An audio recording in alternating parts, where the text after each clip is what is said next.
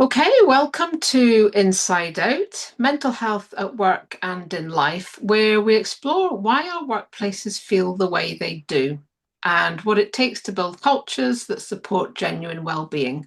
I'm your host, Catherine Eady. Today, I'm joined by Camilla. Welcome to the show.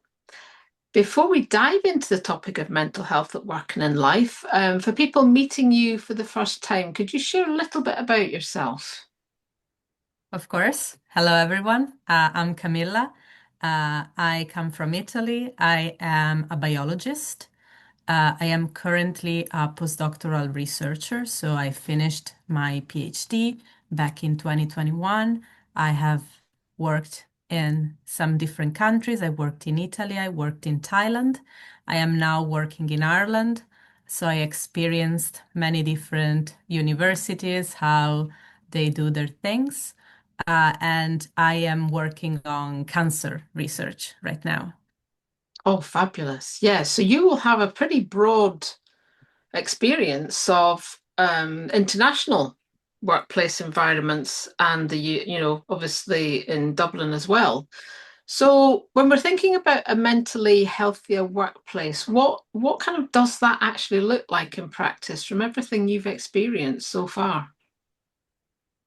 Well, I think if you were to ask me this question maybe 2, 3 years ago, I would tell you I don't actually know because I don't think I've experienced that yet.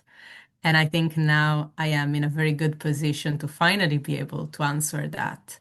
I think a good working place that is very mentally healthy is a place where you feel valued, where you feel that you can have a goal and that people around you are encouraging you and are helping you to reach that goal, and where your health, that is both physical and mental, can take priority, where nobody judges you. If you need to take a little step back, if you need to take a rest, and where your supervisor can start a meeting by asking you, how are you doing? Are you happy right now?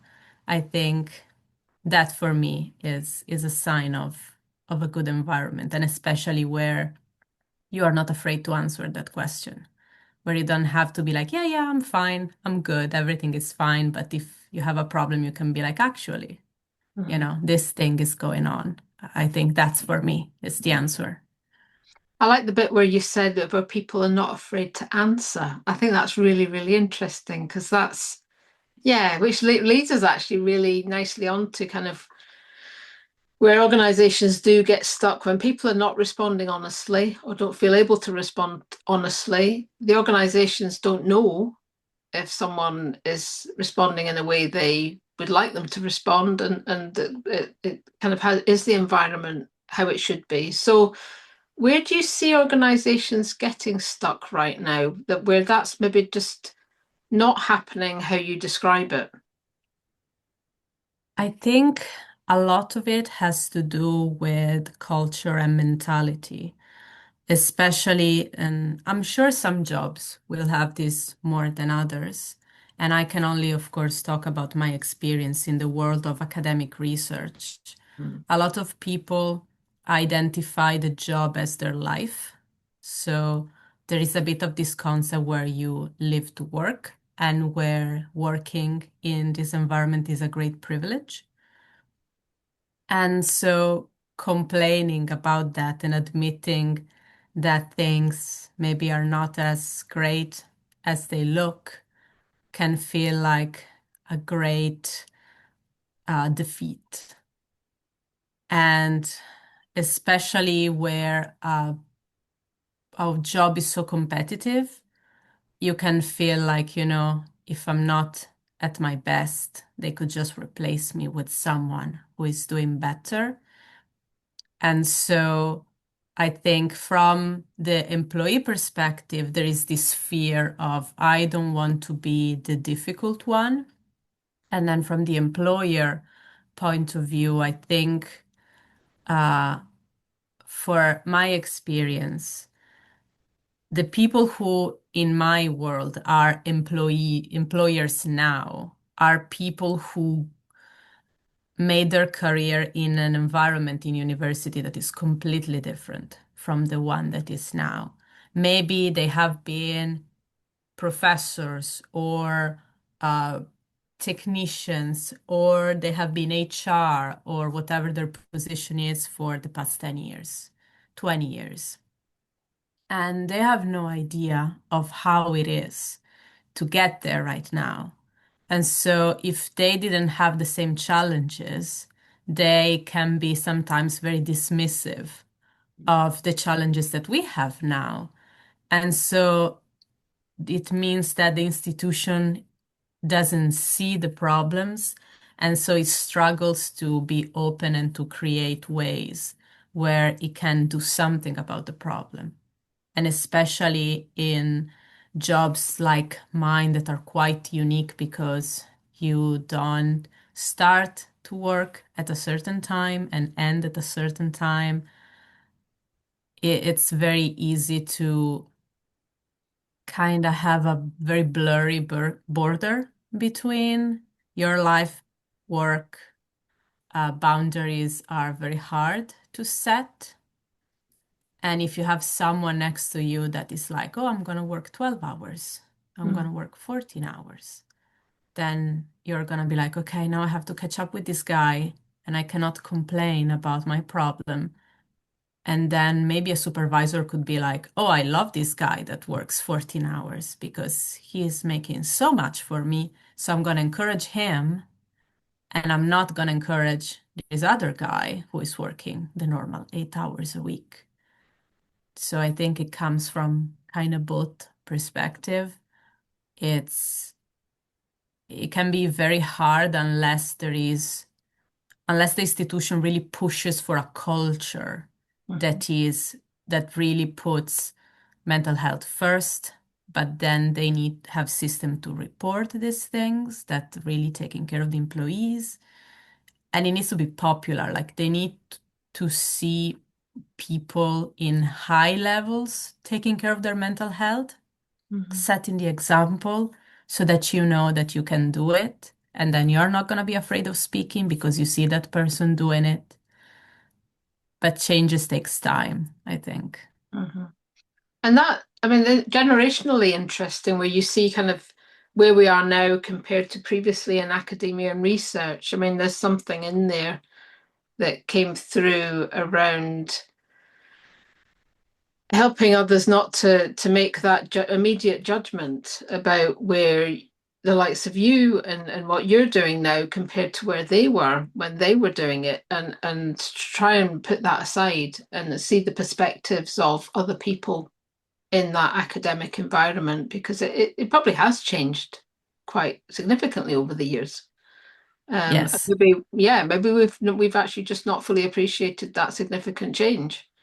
That we need to look at things even more differently. Now, this kind of might lend itself to what we've already discussed in terms of, well, particularly ideally the people that we want to be really overseeing this and actually leading with the right behaviours are the leaders near the top. So what pressures or blind spots do you wish leaders paid more attention to? So the people who maybe have that influence and can think about the culture you've just talked about, what do we want them to pay attention to? What are they not seeing? What are the kind of blind spots? I think it's very hard to take care of yourself when you're not sure about your future, Mm. when you have to work from 1 year contract to 1 year contract, because I think it's very easy to take time for yourself and prioritize your health when you have the physical time to do that. But if you are struggling from one short contract to another, when is the right time to stop? You are always rushing from a deadline to deadline. So when is a good time to stop? In your mind, it's never going to be a good time. And you're always going to work towards that good time that is always going to be farther and farther. Mhm. It's like, you're running a race, but then the end line kept being moved by someone else and you never get there. And so a lot of the times I think it's someone else needs to be like, no, stop, please. Like, you actually can do this and I'm gonna help you to take a break. Because it's very hard. You're just thinking of, oh, I have to get this done and I have to finish that and I have to work on finding my next job. And what if, I'm feeling rubbish, maybe next month, and the next month become maybe in 3 months.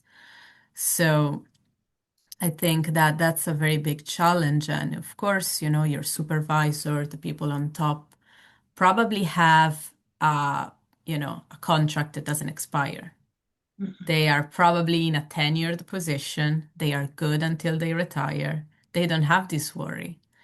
And especially if you have been in that position for a while, you forget the stress of be like, oh God, where will I be next year? And especially in academia, where will you be is not just in what company, it's in what country will I be next year? Will I That's a very good have, point. yeah, like will I stay in my own country? Will I be an immigrant? Will I have to work my visa? Will I be able to just change city, maybe just change university? Will I Mhm. have to completely change what I'm working on and start from zero again? And when you have to worry about those things, thinking about your mental health, it's really hard to prioritize that because you have to put food on your plate. Mhm. Yeah, it's kind of constant level of uncertainty, well, a permanent level of uncertainty, instability. Um, it's the ability to plan. I'm just thinking some other themes came up there as you were talking about leaving friends that you've made, so isolation, loneliness. You've then got to settle yourself into new environments.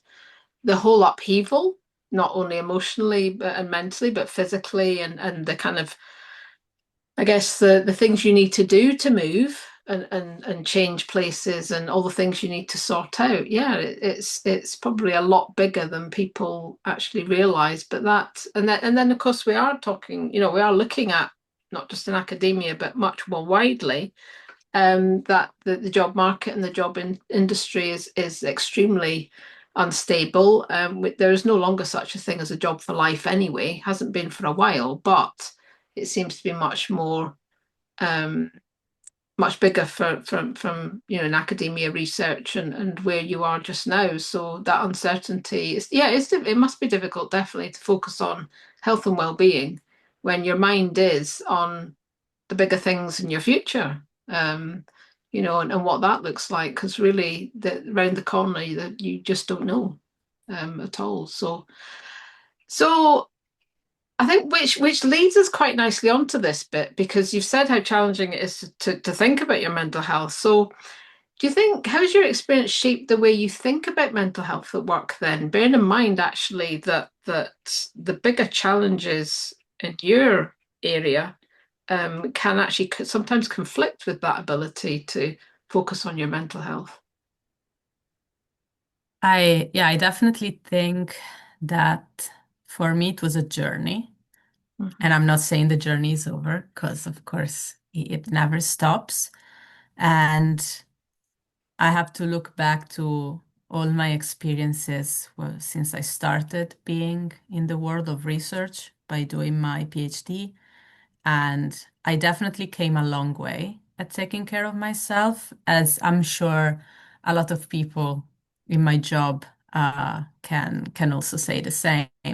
I I remember when I was a PhD student reading this statistic that was showing that compared to any other job in the same age range in Europe, PhD students were the most depressed young people. And I remember being like, yeah, that sounds about right. Good. I see myself and everyone around me, that checks out, you know? You go to work, you go to the bathroom, someone is crying in the bathroom. You go Yeah. to the elevator and someone is take a 1 minute cry in the elevator and then ding, and then you're fine. And so that's definitely is a tough place to be. Um, because you still feel like you're a kid, you're a tiny fish in a big pond. You have to prove yourself so much and you overwork yourself to the bone. And a lot of the time, your supervisor, willing, like knowing that they are doing it or not, will take advantage of you.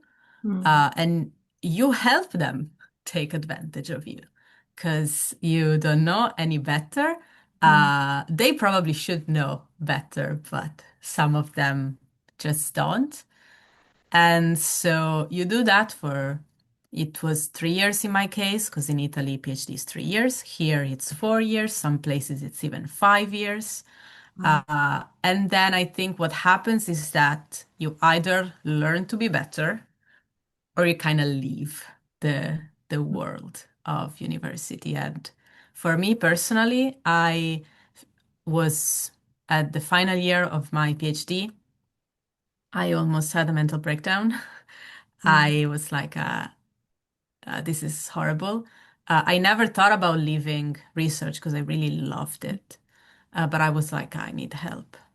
And so I went to therapy for roughly a year and a half.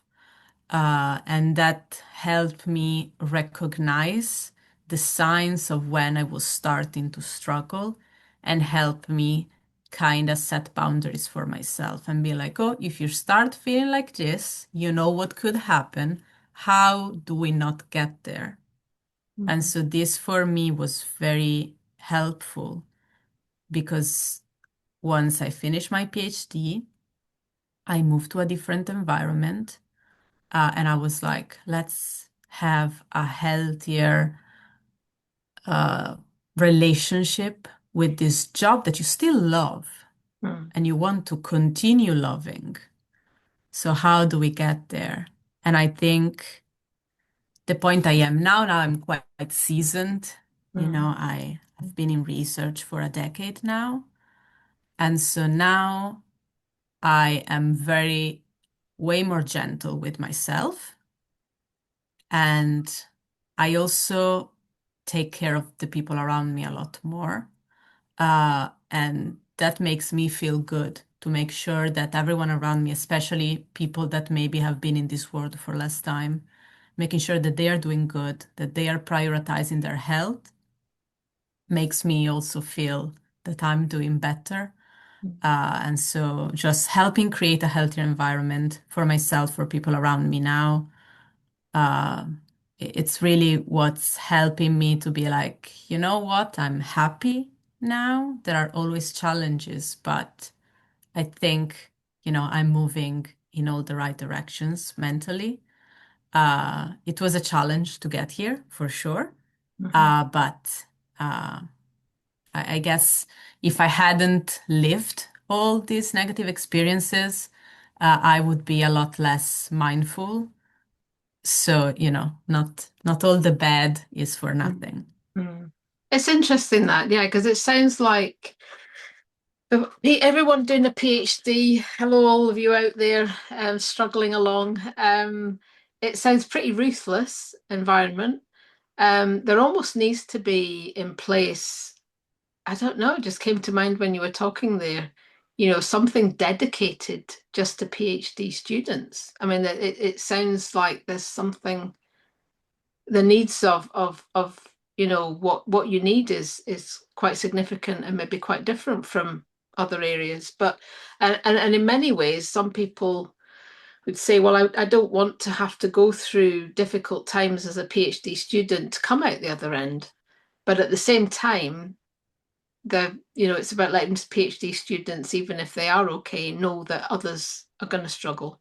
Because that's where I guess the differences can arise, and where that people don't get the support they need is because maybe some PhD students have not had those struggles and therefore don't appreciate exactly what they are and might be. And it's yeah, it's lovely that you're supporting others. I think that's a key thing. And I think that is a focus for everyone going through that journey and coming out the other end, is to share those stories about what it's like to do what you do in your environment. We've touched on culture. Um, and just kind of going back a little bit to that, what do you think helps workplaces move from that tick boxing to real culture change? What does real culture change look like? And do you think it's harder to do in academia to think about what culture needs to look like in your environment? I definitely think that it can be harder. Now, I have to preface that academia is almost all I've ever known. I did some small jobs to pay for my studies, as most students did.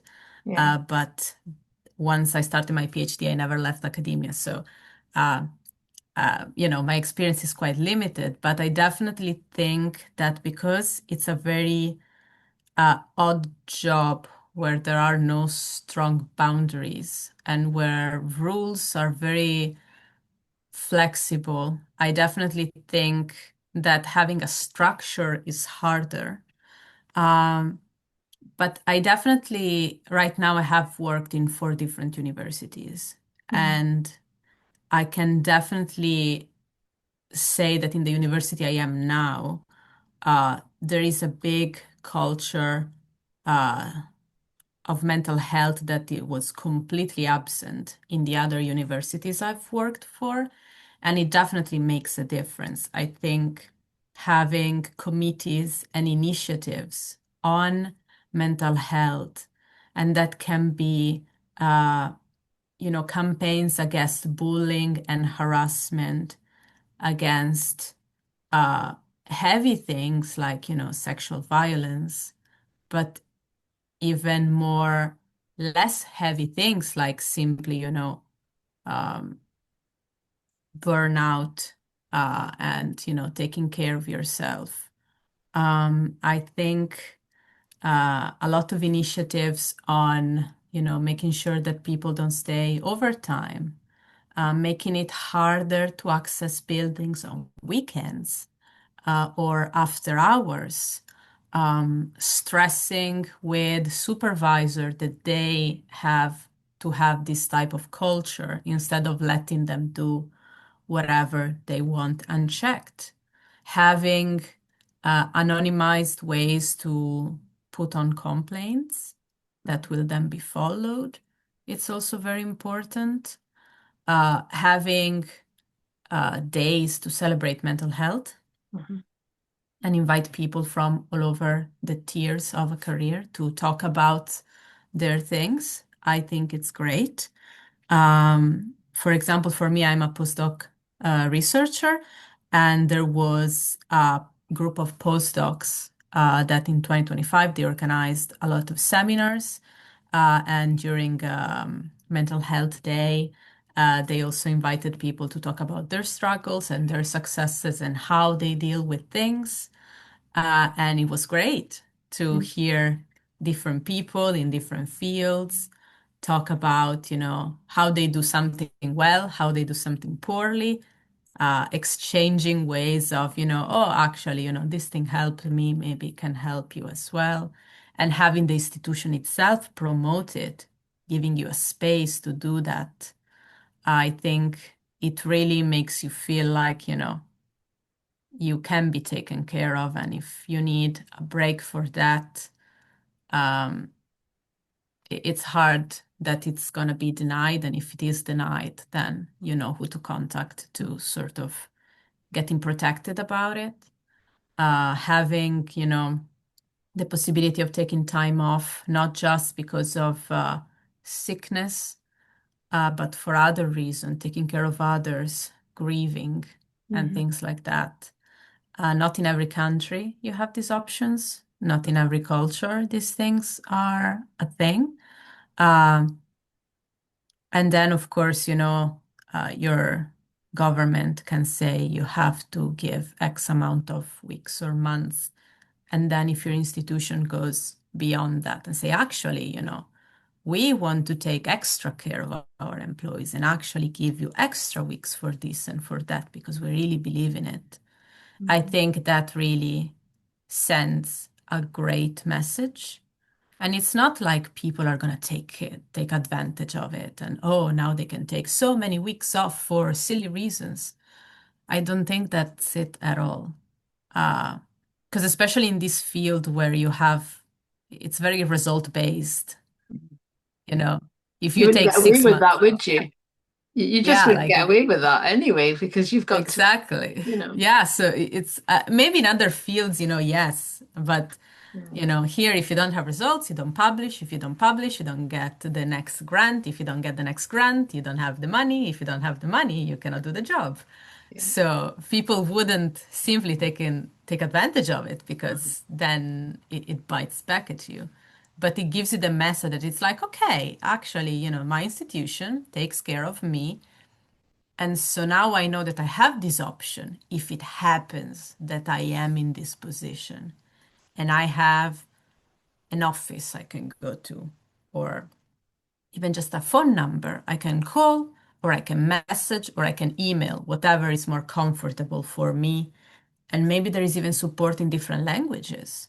Because, of course, academia is such an international world, and English is not the most comfortable language for everyone. It's not my first language, that's for sure. So having all these small and big supports all together and seeing it advertised. mhm, And, even when you walk through the campus, you see, oh, there is this anti-bullying campaign. And this is who I connect to. Oh, there is this free phone number to talk if you're having a crisis, and this is how you do it. I mhm, think it's great mhm, because you see it. And if you see it, it's not a taboo if you keep seeing it. mhm. Yeah, and I think it is really interesting when you think about attracting people to the institution, the people that you get coming along. I think more so because we have the internet, we have technology, you can find out literally everything about anything. And people will Google universities and they'll go and find out, well, what support do they have? How are people talking about? I mean, that's a thing, how are people talking about the University of X or the University of Y? And of course, because you've got these forums, you've got these communities, you can literally dive into exactly what people think of their universities, and it's really Yeah. quite interesting if you're going into that level of requiring information. So a university you've described providing that is a university that's ahead of the others is attractive to more people. They're going to attract a whole range. I mean, to be honest, you could attract, awards, health and well-being awards. You could attract a range of different things, funding even potentially, Yes.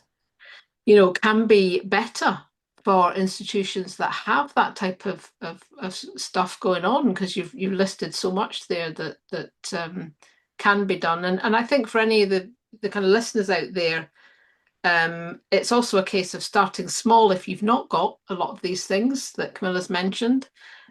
Starting one thing at a time, letting it build up, letting it grow arms and legs, letting it develop over time organically, and therefore you end up with a lot of the examples that you gave. So it's to everyone's benefit, really, isn't it? That's it. There's not Yeah, nothing to absolutely. lose. Yeah, nothing to lose. So if you could change one thing that would improve people's daily working lives, what do you think that would be? That's a really tough question. Uh, It I, probably changes a lot. To be fair, I will say yeah, that. But yeah, what are you seeing at the moment that's really grinding people down? uh, right now, unfortunately, it's something that is very hard to change, and I'm sure it's gonna be the same for everyone who is working, not just in Ireland, but everywhere. People need to be paid more, or rent needs to be less. One or the two. Both would be great, uh, but it is what it is, like a lot of rich people like to say money doesn't buy happiness. No, money does absolutely buy happiness because money allows you not to worry about things, about the fact that you may have to choose between paying your rent and, especially if you're an immigrant, go to see your family for the holidays, maybe. And so if people wouldn't have to worry about, getting evicted, so your landlord can now increase the rent, then they would have a much more relaxed way of dealing with the job. And, if you're not worrying about where you're going to live because you can afford any other place, maybe you wouldn't be so stressed about having to make result, result, result and get the next grant. Because if you are out of a contract for even 2 months, you're going to drown. Mm, mhm, And unfortunately, how do you fix that? mhm. It's, Well, that I mean, there you're is, right. That's a discussion that yeah, the UK, Ireland, we're all having it, aren't we? With the cost of living and the imbalance yeah, between pay and renting and accommodation. But I think it's interesting you touch on there that it's a layer that, particularly in the cost of living we are now and rents and stuff having increased, is it's a layer that you remove that layer and you create, yes, there's still stuff that needs to be, other stuff that comes in that needs to be sorted, but actually you are removing a level of stress that's around instability. Again, what we touched on near the beginning, instability, uncertainty, um, even for the place of, I'm actually just thought there's something about sabbaticals. When I was younger, the only people I knew that took sabbaticals were the people that could put money aside to take that 3, 4 month break off and do something else that invigorates them and is good for their well-being. So yes, there are things around money that actually do create better well-being. So it's not kind of it is what you do with that money and the money needed to, as you say, travel, see family, see friends, take a break if you need to. And we're very reactive around that because well, certainly in the UK and probably not dissimilar to Ireland, I think many people have less than £1,000 even saved, and even less than that. And so any single change that happens, you're off a cliff edge. And that change could be yeah. anything. You might suddenly become a carer. You might suddenly, there are so many different things that could happen that cliff edge, happens for financial reasons. So it's, yeah, I mean, that's a key one. That is definitely a key one. So, moving on to kind of for people who hold influence, what do you think using it well looks like? I mean, that can touch on pay as well, because ultimately people who have influence can help define the pay structures and actually flatten them a little bit so that they're not as different from the top as to the bottom. And certainly in private sector, they are miles apart, the top and bottom pay. Less so in other types of industries. But yeah, if people when people hold influence, what does using it well look like? What do we want people to do with their influence that could actually result in better workplaces and well-being? I think, of course, it's very important for them to set a good example. But even more than that, I think it's about being vocal for the people who are in lower positions than you. Because, if I am a PhD student and I'm complaining that I don't get paid enough, and this is, I struggle, need maybe to have a night job on top of my PhD to afford the rent, and then I'm burnt out. But then, my supervisor doesn't understand why I'm burnt out and what can I do.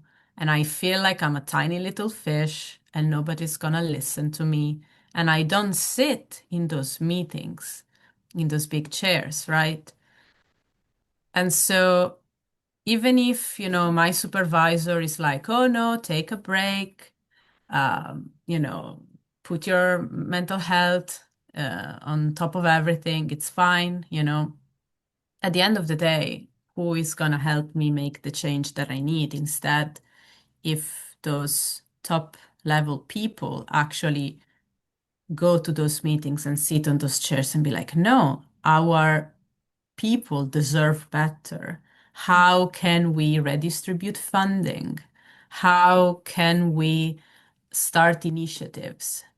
And if they become the most vocal paladins for everyone else, then not only it teaches you that change is possible, it makes change faster, and also it helps organize everyone else because now you're like, if they can be vocal, then I can be vocal too, because then I can tell them exactly what I need and what I would like them to be vocal about. And so no change comes without friction, and especially changes that, will cost money, will cost uh, organizations things, uh, require a lot of organizing from the people below. But if you are in a tenured position and nobody can touch your job, I think it's your responsibility to Mm, really be the flag bearer, to be the person that really fights for the right of people who are not in such a privileged position, who may be afraid of speaking up because their job could be taken away at a month's notice. Your job can't. mhm, So speak up and maybe ask, what would you like me to speak up on? What do you think is the most important noise I can make to mhm, get you where you deserve to be? I think, like good example is nice. Being kind to your employee is nice, but institutional change is the mhm, most important. mhm, And so the people who sit at those table, they need to push for that without us always having to beg them. mhm, mhm. Well, so also kind of good representation. They need to view themselves as representative of the people around them. Yeah. And you touched on that about, the people actually asking those around them what they would like to be taken to the table. And there's probably not enough of that happening where it's one person's agenda, not a multitude of people's agenda coming to the table. So yeah, that's absolutely a great tip for those who hold influence. Definitely worth thinking about in whatever sector you're in. So finally, the kind of where we are in the current landscape, it's all over the place, isn't it? It's, there's so much going on in life, in work, politically, environmentally, geographically, you name it. Yeah. Given the current landscape, what still gives you hope? Lots of things give me hope. Good. I think, it's easy to be very down about this, and it's easy to scroll on your phone, and it's horrible things after horrible thing in your country, in the countries around you, your government, the governments around you. Everyone is horrible. Everyone is committing crimes, and you are just, what can you do? But then I think about, how public consciousness is constantly shifting. And I think a lot of the times for the better. You know, when I was a kid in high school, mental health was still this thing that you don't talk about. And I am very lucky. I had a parent who was often in therapy and was doing, groups therapy, single therapy. So I always knew that that was possible and there was nothing to be ashamed of. Mhm, But that was not the experience of a lot of the people around me. And there was no talk about, mental health in school, mental health in your workplace, mental health being as important as physical health. And of course, we're still miles away from being perfect, and we'll never be perfect because, we are mortal creatures with, all our good things and bad things. Perfection doesn't belong to this world, but I definitely see every year there is a new campaign. There are new kinds of answers of comments online, a lot of more uh, a lot more feminism that is the good, inclusive kind of feminism, a lot more inclusivity, a lot more care for uh, LGBT plus issues, a lot more understanding of the struggles of race, Mm. a lot more care for disabled people and people that have struggles, either mental or physical, in any situation. And I think that there is still lots to do, but there are so many people that are fighting good battles. And the internet can be a horrible place where horrible things and people get amplified. But it also can be a wonderful place where wonderful people and initiatives get amplified.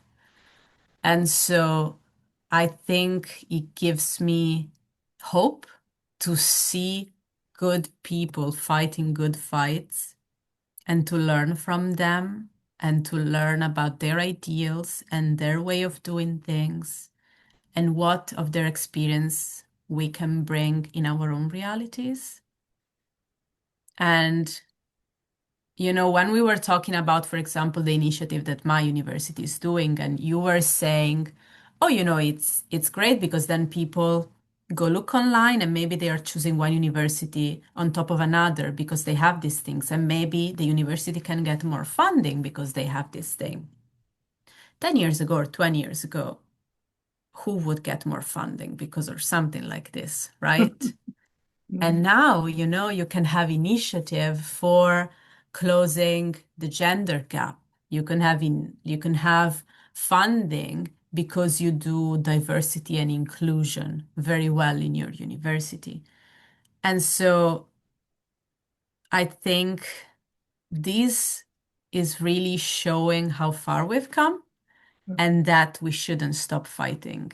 Mm. And even if things are bleak, because they really, really are, people are not bleak though. Like we can still, unionize, we can fight together, we can talk, we can share, we can just, lend a hand, a shoulder, a ear, and, we are all struggling together. Uh, yes, sometimes it's easy to feel isolated.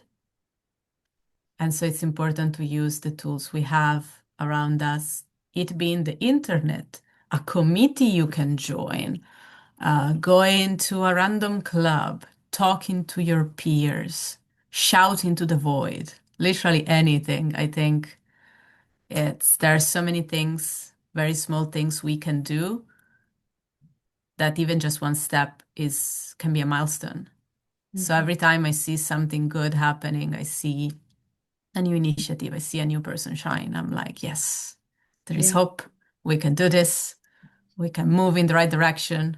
A millimeter, a centimeter, a meter, doesn't matter. Just yeah. keep moving. That's what keeps me going and keeps me being happy to be where I am. It's like every movement is good movement. And I think it was great there, kind of, find good people fighting a good fight. And I think there's something to be said where the things we do find that are not good things online is being very conscious of closing that down, close that off, try not to engage with it, and go and continue to find those places of a bit more care, understanding, communities that are doing good things.